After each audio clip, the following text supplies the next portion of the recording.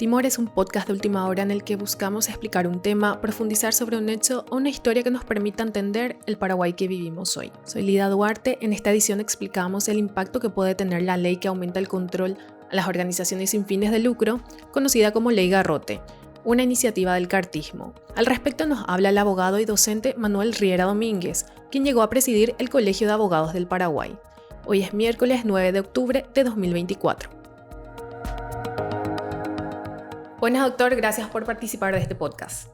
No, al contrario, Alida, vos por la oportunidad y por la experiencia, porque para mí es una nueva versión de explicar lo que pienso, entonces el agradecido soy yo. Doctor, queremos entender esta cruzada que hay entre un sector del Partido Colorado, que tiene una mayoría en el Congreso casualmente, y también con el apoyo del Poder Ejecutivo y las organizaciones sin fines de lucro. Y en ese sentido, entendemos que las organizaciones sin fines de lucro actualmente ya rinden cuentas a varias instituciones del Estado, a los bancos y también a la ciudadanía a través de sus páginas web.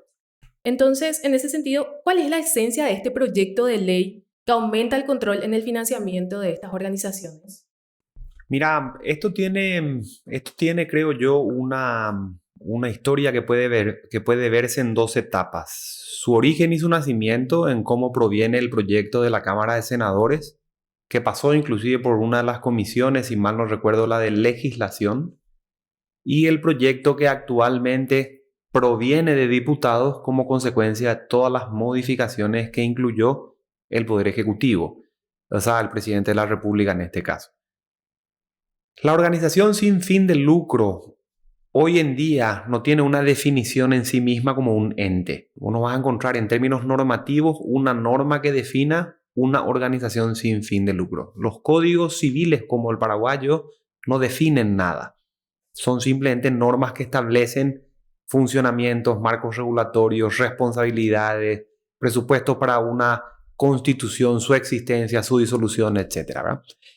Pero en términos típicos, lo que encontrás hoy en el Código Civil, por ejemplo, es una fundación. Vas a encontrar una asociación que está vinculada a la actividad del bien común. Vas a encontrar una sociedad simple, o sea, que no es anónima. Vas a encontrar sociedades que tienen que vincularse, por ejemplo, con actividades donde se responsabiliza o no en el alcance a su socio o no lo hace, etc. Bueno, hay un par de esas entidades que son entidades específicas que caerían dentro del ámbito de una organización sin fin de lucro. La iglesia, por ejemplo, no tiene fin de lucro y es una persona jurídica. Un club de fútbol no tiene fin de lucro y es una persona jurídica.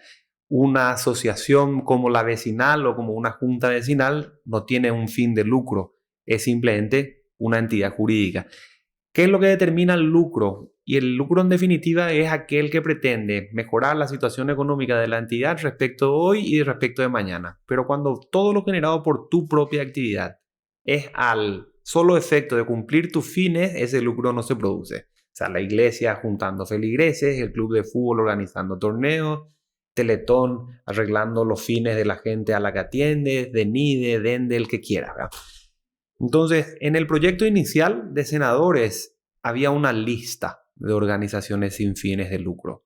En el proyecto actual esa lista se excluye, pero hay una lista de excluidos que en origen no había. Entonces, ahí se empiezan a notar los primeros ribetes o los primeros sesgos de qué es lo que se quiere transparentar.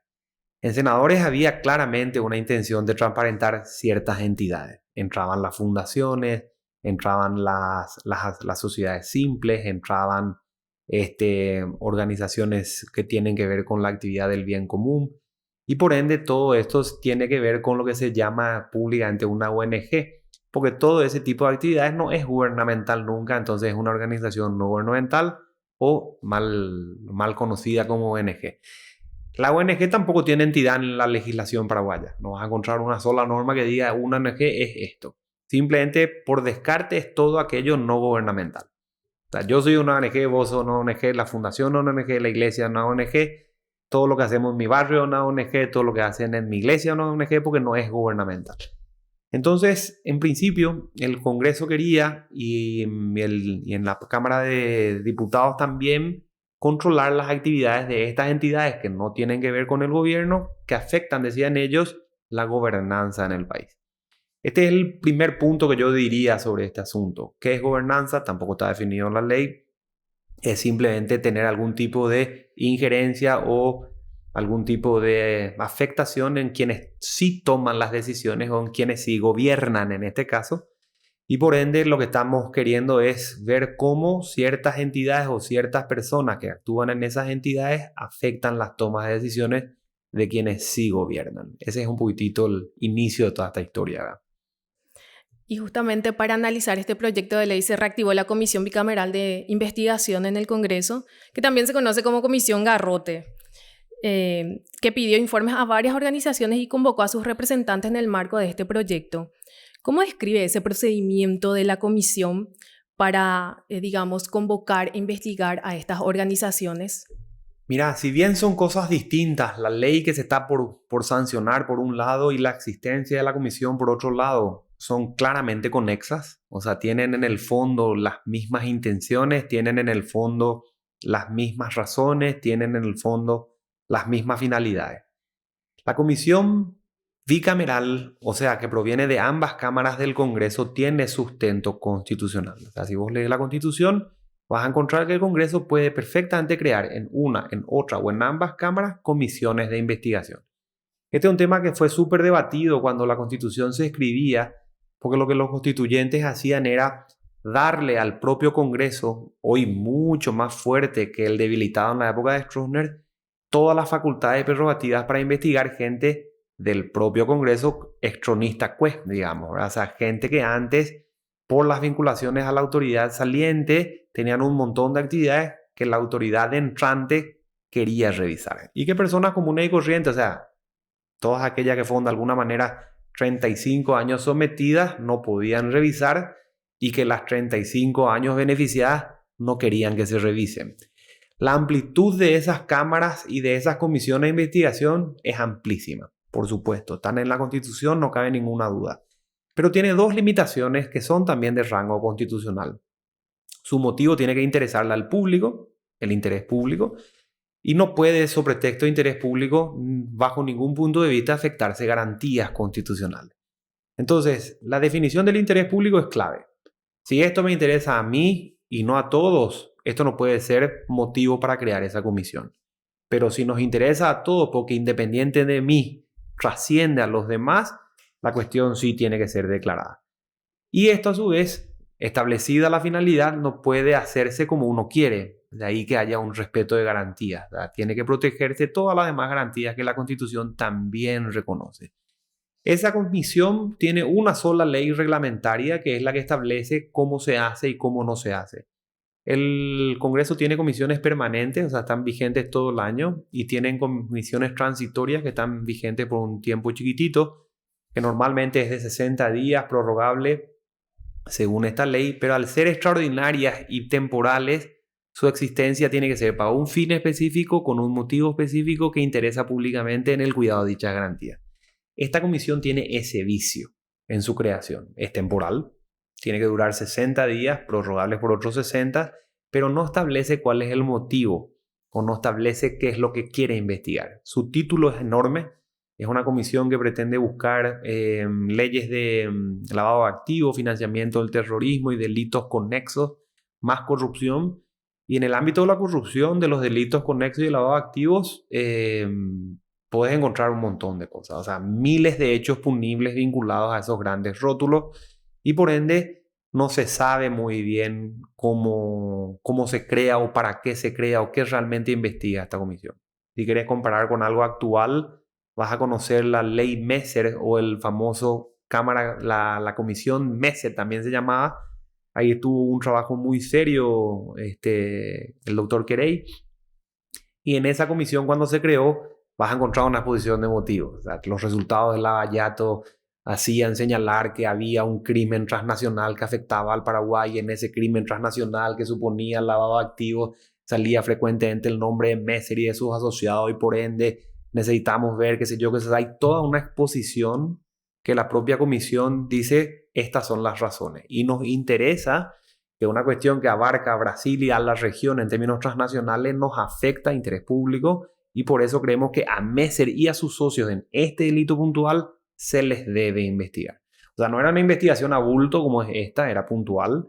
Tenía una razón, que acá no la hay, y tenía un interés público bien establecido que en este caso no está.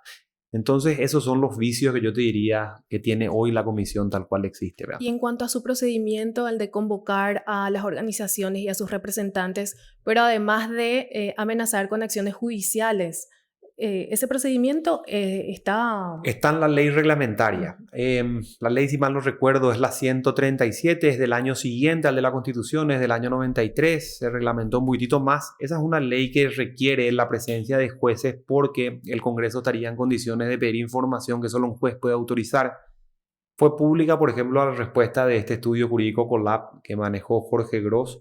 Jorge Gross, en una respuesta extensa que fue mediatizada, señalaba: nosotros tenemos información que es confidencial y nosotros somos un estudio jurídico compuesto por abogados o gente que presta servicios jurídicos que tienen protección, por un lado, de la confidencialidad de mis clientes, y a su vez tengo la obligación de guardar la confidencialidad, o si no, la responsabilidad penal es mía por violar secretos. Si una cosa así se responde, esa es una garantía constitucional que la comisión tiene por lo menos que atender. Solamente un juez puede romper esa confidencialidad, solamente un juez puede romper ese deber de secreto, entonces esto supondría que ese juez ingrese. Lo que te muestra a su vez lo delicado de pedir información. O sea, creo que Colab decía en esa respuesta que habían como 35 notas enviadas a 35 entidades o estamentos pidiendo el mismo tipo de información sin aclarar qué, o en marco de qué se investiga o en el marco de qué se pide. Entonces vos podrías hoy enviar, como en algún momento dado el Banco Central también le envió al Congreso, una hoja con un montón de información tachada. O sea, de todo lo que tengo, parte te puedo mostrar, parte no, y cosas por el estilo. Entonces, ese procedimiento hoy está en una ley, es un procedimiento, yo te diría, delicado, riesgoso para quien no responde, con consecuencias que pueden pasar por incumplimientos. Si un juez te lo exige y no se lo mandas, riesgos de desacato, que se penalice. O sea, no es un tema menor. De ahí la seriedad de cómo uno responde o no a lo que la comisión investiga, ¿verdad? Sobre los cambios que mencionó, bueno, se dio media sanción en la Cámara de Senadores anteriormente al proyecto de ley. Después el Poder Ejecutivo envió algunas correcciones que mencionó, porque de lo contrario vetaría ese proyecto por algunos excesos que menciona. Entonces, esas modificaciones que planteó el Poder Ejecutivo se aprobó en la Cámara de Diputados. ¿Cuáles son esos cambios respecto al proyecto original? Mira, para mostrarte bien los cambios sustanciales, te muestro primero lo que decía el proyecto original. Lo de la lista de las entidades que ahora no están. Lo de las exclusiones que ahora están. Esto es fundamental para entender. Segundo, en el proyecto original, las entidades afectadas en aquel listado no solamente eran pasibles de tener sanciones, sino que esas sanciones podían ser bastante gravosas, podían inclusive llegar a los 1.000 jornales, a los 1.000 salarios, no solamente jornales, ¿verdad? O sea, podían ser muy caras, podían llegar a los 3.000 millones inclusive, porque estamos hablando de salarios públicos, no de jornal, que es el salario dividido 30. Entonces tenía un problema de onerosidad enorme. Segundo, esa ley no decía qué se hacía con la plata que se recaudaba. Curioso en una ley que pretende transparencia, ¿verdad? Tercero, eso también planteaba un problema de que la responsabilidad de la entidad podía ser extendida a su directivo o a su fiscalizador o a su administrador. Y esto es un problema enorme para el Código Civil, porque en el Código Civil la persona jurídica es distinta de la persona física que la integra, y el patrimonio de la persona jurídica es distinto del patrimonio de la persona física que la integra. Entonces estás dándole a una persona física distinta, con patrimonios también distintos, responsabilidades pecuniarias por lo que hizo otra persona jurídica, en este caso, con sus actividades. Puedes llegar inclusive a afectar no solamente los directores o los gerentes, que son gente que forma parte de la administración, que no necesariamente son los dueños, no necesariamente son los que están vinculados a lo que esa actividad puntualmente genera con recaudaciones, donaciones, legados, etc. Y finalmente inclusive afectan los síndicos. Los síndicos son los que fiscalizan la actividad, no tienen nada que ver con la administración ni con la recaudación. Esto, por ejemplo, salió del proyecto de ley que viene del Ejecutivo, salen las multas, pero se mantienen las responsabilidades, que es un tema delicado. Segundo, también te diría que la vieja ley establecía la posibilidad de que tu sanción lleve a que te excluyan de las actividades políticas por 5 o 10 años en caso de reincidencia. Un tema peligrosísimo porque simplemente te sacan de una carrera política, pero este proyecto del Ejecutivo sí cambió. Eso sí es positivo en lo que a cambios refiere. Eso está excluido, salen estas multas, salen estas sanciones, aunque siguen afectándose a terceros en su caso. ¿Qué es lo que incluye el Ejecutivo que llama la atención? Cuando hace una lista de gente que no será alcanzada, salen los sindicatos, sale la iglesia, salen las juntas vecinales, salen los partidos políticos y salen los movimientos políticos y salen las organizaciones internacionales. Esa es una reacción claramente política, porque los principales críticos del proyecto de gobierno de senadores fueron todos los excluidos. O sea, USAID es una organización internacional, Amnistía Internacional también, fueron críticos con el proyecto. Los sindicatos fueron críticos con el proyecto. Las juntas vecinales directamente dijeron, si esta ley sale, nosotros a ustedes no les votamos en las próximas elecciones. Salieron del proyecto. La iglesia mencionó este asunto, salieron del proyecto. Entonces, vos decís, bueno, claro, hay una reacción política a las críticas, pero si lo que nos importaba era la transparencia, entonces había sido la transparencia un valor relativo, transparente con algunos, no con todos. Si la iglesia actúa en la gobernanza, no nos interesa. Si USAID actúa en la gobernanza, no nos interesa. Si el sindicato actúa en la gobernanza, ahora ya no nos interesa. Entonces, acá no es qué nos interesa, es quién. Y quién sigue siendo el resto. Por eso se habla de ley garrote, ¿verdad? Y este es un tema que a su vez plantea una cuestión constitucional más relevante aún, te diré, porque como Paraguay tiene en su preámbulo una constitución que reconoce la democracia no solamente representativa, o sea, de su senador o su diputado, sino participativa. Esto supone que cualquier persona puede participar en los asuntos públicos de su interés. Los típicos casos de participación: una iniciativa popular, una recolección de firmas para sacar una ley, un referéndum donde nos hacen una consulta sobre si algo se va a enmendar, sobre alguna ley se va a cambiar. Pero pues están las cuestiones no típicas como estas. Hago yo un estudio, una consultoría, planteo un proyecto de ley, me voy a reclamar las cosas enfrente a la plaza, hago una queja en una iglesia, hago una queja en una vereda, en el jurado de enjuiciamiento, lo que quiera, ¿verdad? Y con leyes hoy más específicas como la de información pública en su acceso, reclamos de declaraciones juradas, lo que quieras, ¿verdad? Si la gente hoy puede participar, ¿por qué de un día para otro esto, casi 33 años de democracia después, viene a necesitar ser transparentado? Es un tema que creo yo el proyecto de ley ni su modificación en el Ejecutivo responde.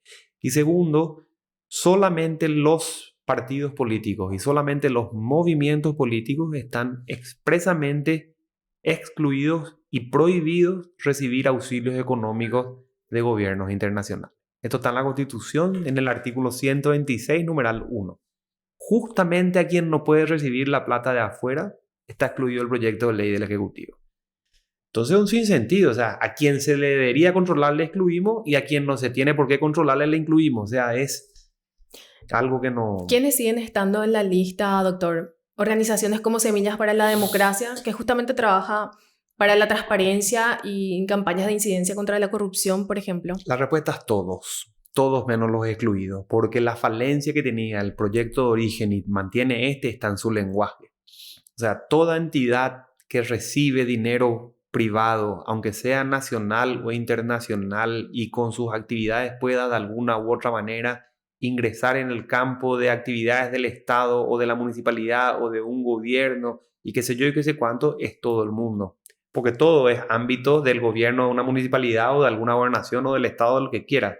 Y si me están dando plata para entrar en eso y no soy gobierno, soy ONG. ¿Y cuál soy yo? Todas las ONG menos las excluidas en la lista. Entonces, ese es un ámbito enorme que sigue, repito, alcanzando a personas que pueden integrar esas entidades, que no sé cuáles son, en una reglamentación que se va a escribir, que ahora mismo no sé cuál es porque no está, y eventualmente sus responsabilidades pueden llegar a cualquier tipo de actividad en ese ámbito, que puede ser cualquiera, que lo va a interpretar un burócrata, porque esto va a ser sumariado por un régimen de sumarios de procedimientos administrativos que va a manejar el Ministerio de Economía y Finanzas.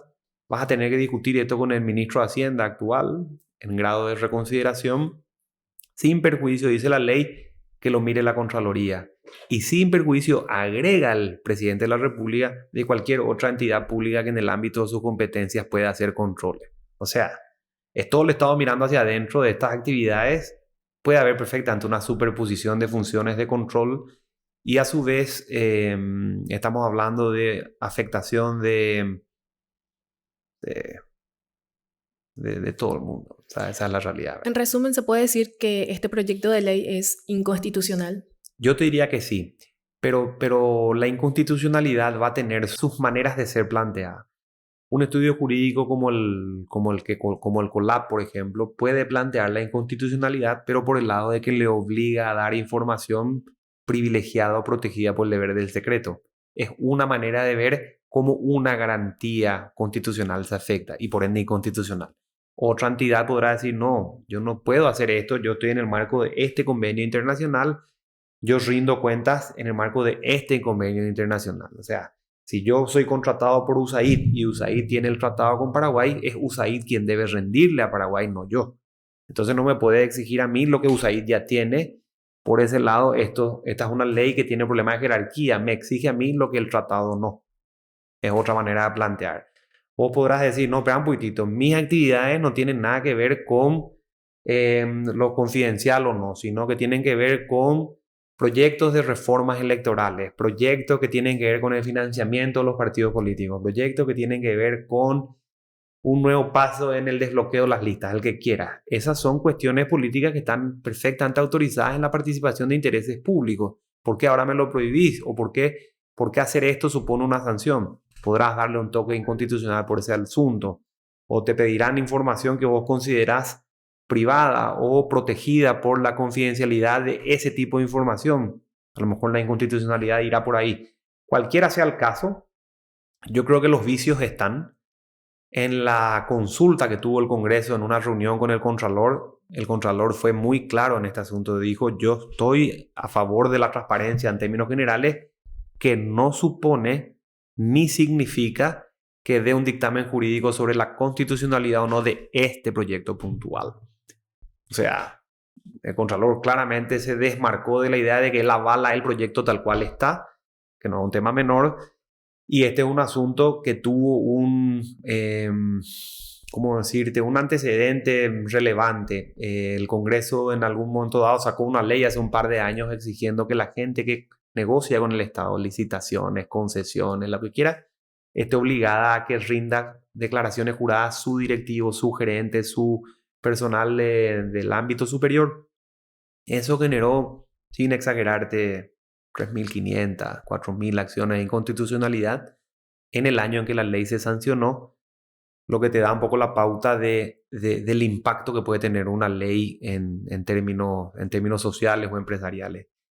La ley se revocó, se derogó después, se abrogó, en realidad salió completamente del sistema como consecuencia de los líos que generó, pero la Corte hasta hoy sigue resolviendo aquellas inconstitucionalidades. O sea, para que veas el nivel de burocracia, de colapso al sistema que una mala ley inclusive puede generar en otro poder del Estado, como en este caso el judicial. Es decir, de promulgarse la ley, cada organización afectada va a tener que plantear una acción de inconstitucionalidad, y eso va a chocar nuevamente con toda la maraña del Poder Judicial, y allí depender si se deroga esta ley o si sigue. Así es. Y se traba en la Corte. Necesariamente va a ser así, porque el agravio constitucional tiene que concretarse. Vos no puedes decir, digamos, esto es inconstitucional porque tal cosa. Tenés que decir cómo te afecta esa vulneración en tu actividad, en tu vida diaria, en tus cosas, en tus negocios, en tus bienes. Entonces eso le va a obligar a cada entidad que se sienta afectada por esto a plantear si quiere una inconstitucionalidad según le afecte, lo que va a llegar a la Corte en tantas acciones como entidades se sientan afectadas. Mientras dura ese proceso, la organización no va a poder tener un funcionamiento normal de sus actividades. Va a tener un funcionamiento normal, pero bajo la nueva vigencia de la nueva ley que supone todas las rendiciones, controles, publicaciones, creación de registros, subir esa información, etc. Si quiere evitar eso o parte de eso una entidad, va a tener que buscar que la Corte le dé una medida cautelar. Y esa medida cautelar supone sí o sí y no otra, la suspensión de los efectos de esa nueva ley a la entidad que acciona. Y como esa entidad alcanza directivos, van a tener que firmar los gerentes, los directores, los fiscalizadores, los síndicos, y mucha gente va a decir, yo quiero en este lío o prefiero no ser más director, o prefiero no ser más gerente, o prefiero no ser más síndico, y listo, ¿verdad? Entonces esos son los movimientos que se van a generar como consecuencia de esto. Si la Corte por alguna razón da esa suspensión de los efectos, es posible que den las demás. Si no las da y esa medida cautelar no se sanciona, vas a tener, por un lado, o errores en las acciones planteadas o un guiño político al Congreso, que también es lo que suele ocurrir, ¿verdad? En medio de toda esta crispación social respecto a este proyecto de ley surgió la información del senador Gustavo Leite y una organización sin fines de lucro ligada a él. Le escuchamos esta semana tratando de defender justamente su participación en esa organización que ni siquiera tiene en regla sus documentos en algunas instituciones estatales.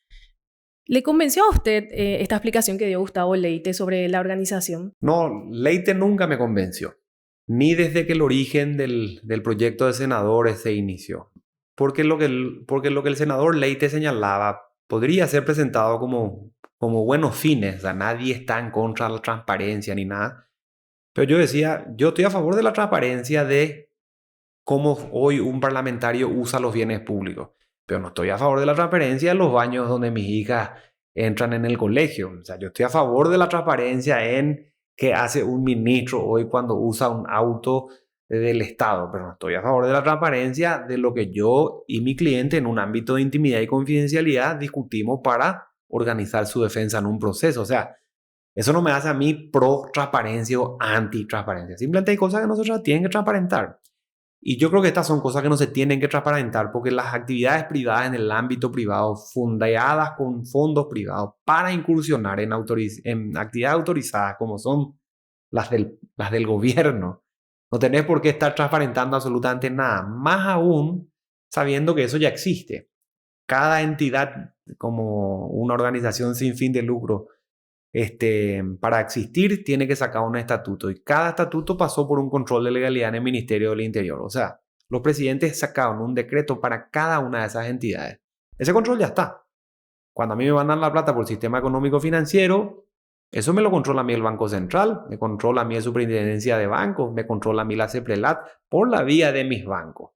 Cuando yo estoy metiendo una información sobre la base del servicio que me prestaste o el servicio que me donaste y lo facturo, me lo está controlando la SED o me lo está controlando hoy la DENIT. Entonces, si todo eso ya existe y a su vez yo como entidad formo parte del registro de personas jurídicas, que hoy forma parte del registro civil o del registro del comercio, si es que soy un comerciante, entonces, usando la información que ya tenés, sistematizá vos y meté en la web. Pero me estás obligando a que haga todo eso yo en un plazo exiguo que va a colapsar el sistema, en mi opinión, porque va a generar una burocracia que el Estado es por naturaleza incapaz de responder, sancionable a mí y a las personas que me integran. Entonces, esto yo decía ya en origen y decía, esta ley, aunque hipotéticamente le demos toda la razón a Leite, va a ser imposible que Leite la implemente e inclusive va a poder ser utilizada en contra de Leite. Hoy se descubre lo que se descubrió. Leite era tesorero de una entidad que debía ser revisada, que recibía no solamente fondos en principio de una entidad como las binacionales, sino de Tabesa, que fue declarada significativamente corrupta por el gobierno norteamericano.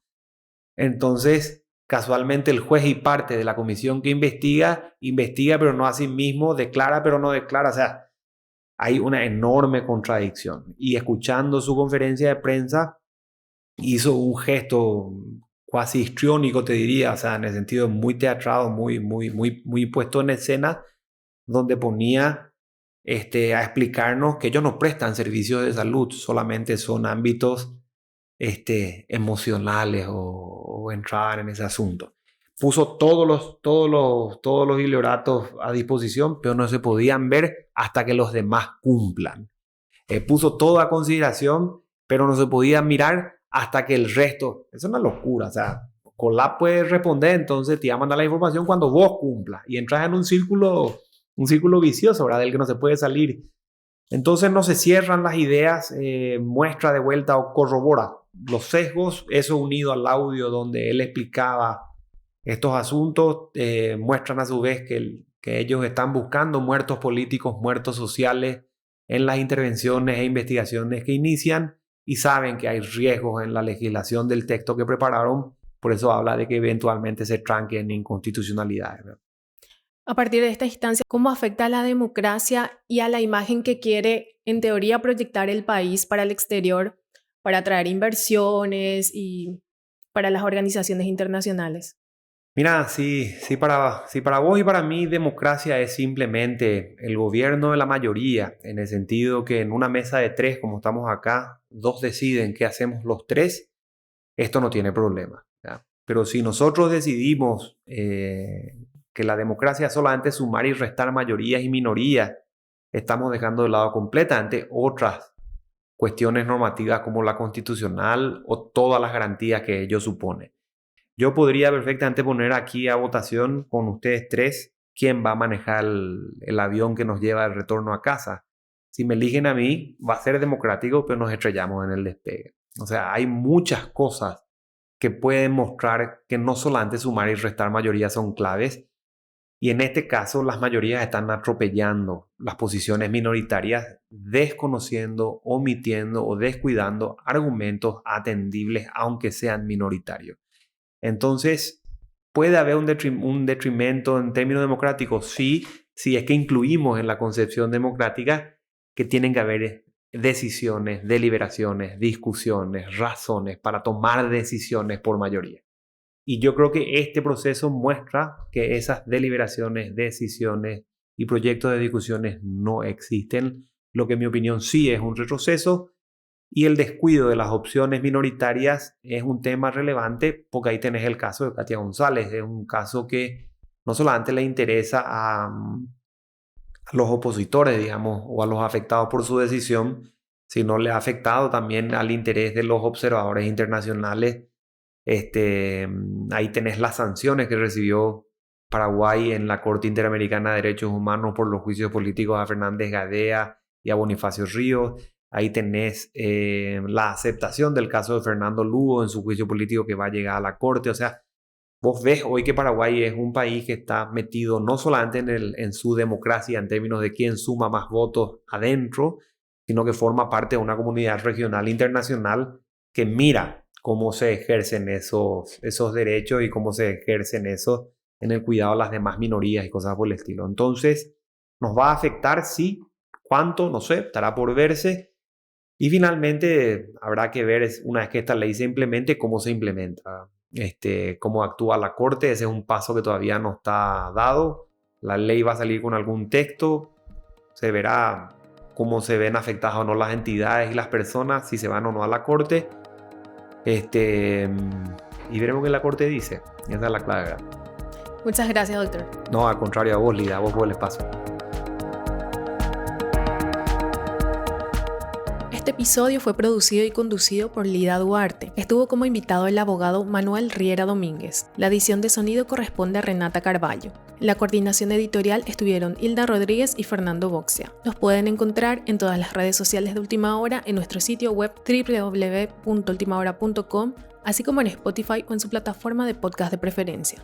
Muchas gracias por escucharnos y hasta el próximo episodio.